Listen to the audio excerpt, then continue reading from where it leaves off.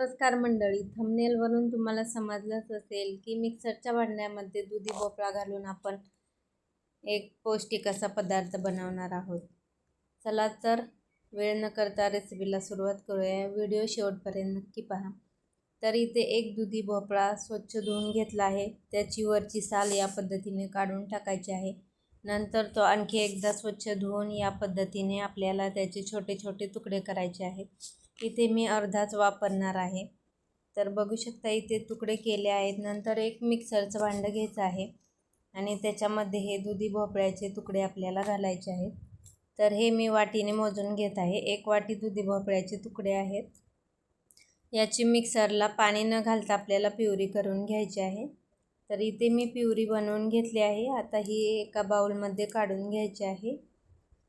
नंतर आपल्याला याच्यामध्ये सारख्याच वाटीने 1 वाटी एवढं तांदळाचं पीठ घालायचं आहे आणि पाव वाटी एवढा बारीक रवा घालायचा आहे।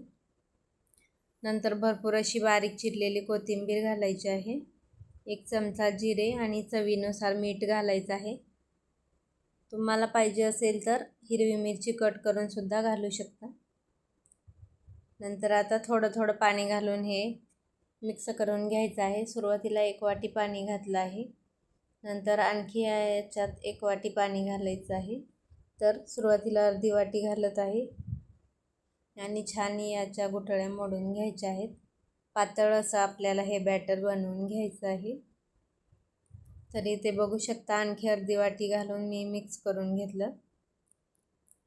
तर बॅटरची कन्सिस्टन्सी आपल्याला आणखीन पातळ हवी आहे, त्यामुळे मी आणखी 1 वाटी पाणी घातलं।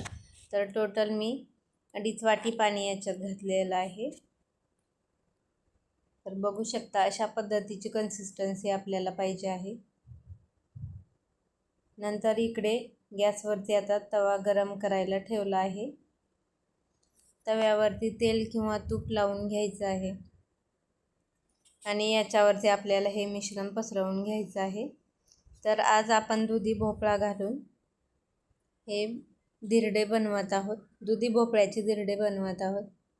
तर अशा पद्धतीने मिश्रण आपल्याला पसरवून घ्यायचं आहे आणि वरून सुद्धा तूप सोडायचं आहे। खालची बाजू व्यवस्थित भाजू द्यायची आहे। मिश्रण तव्यावरती टाकत असताना गॅस मोठा ठेवायचा आहे।